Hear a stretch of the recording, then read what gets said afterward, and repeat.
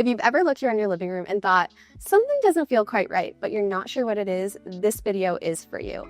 I'm going to share the top 5 mistakes that people make when designing their living rooms, and I'll share exactly how to fix them so that by the end, you will know how to elevate your home and make it look more put together. As a luxury interior designer who designs multi-million-dollar homes across the globe, I often see these mistakes, and there are simple fixes.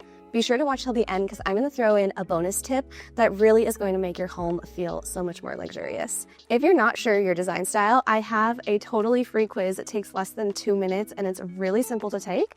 It will tell you your exact design style and the perfect paint palette for your home. So I will put a link in the description below.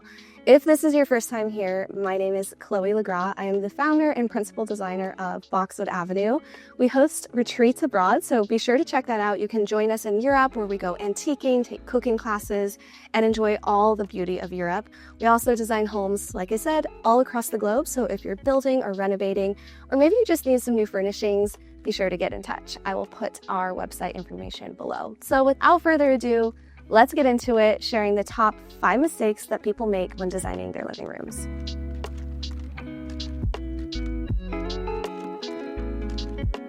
The first mistake I see people make all the time is pushing their furniture up against the wall. This sort of feels like a dorm room. So if you have the space, you want to pull things in, create intentional spaces for conversation, for people to sit. Maybe you have a little reading area. You can also always create multiple places for people to sit. Now, if you have a small space, because I know that people are going to be wondering, like, I don't have room to be bringing my furniture in, go for a little bit of a smaller sofa and bring it in. Even 3 or 4 inches will be really nice. Which leads me into mistake number 2, which is selecting the wrong rug size. Now, you will see a lot of design videos talking about the wrong rug size, and that's because it's very important. A rug really anchors the room. So if you can, you want your rug to extend beyond all legs of your furniture. Sometimes you have a room, maybe it's a funny size, or you have an existing rug that you want to utilize. You want to make sure that the rug is at least under the front feet of your sofa and chairs. You never want the rug to just be kind of floating in the middle, and this is really important. I would say opt for a less expensive rug that's the proper size rather than trying to get a more expensive rug that's too small. Mistake number 3 is ignoring the layers of lighting. Now, this is also really important. This is like if the wrong rug size is kindergarten level of design, lighting layers is the high school version. Now, this is really going to elevate your space. So if you want your home to feel like it was designed, you want to make sure that you have lots of different types of lighting. Canned lights or recessed lights are the first kind of layer of lighting, and designers truly hate them. I saw one designer call them the blemishes of the ceiling. There are a lot of homes that designers push to have no recessed lighting. Now, I know that that's probably unrealistic for most, but then you also want to have secondary main lighting. So some sort of chandelier or pendants or spotlights are also very popular right now. That's sort of the bare minimum, right? To make your home feel more designed, you want to add in lamps, floor lamps. You can even have uplighting, which is really nice. If you have some plants, you can always add uplighting around it, and that's so beautiful. You want to add sconces, and all of this ambient lighting is really going to elevate a space. Think about your favorite really nice restaurant or really nice store that you love to go into. I guarantee you they have layers of lighting, and you can do this in your home so easily. Mistake number 4 is not having a cohesive or consistent color palette.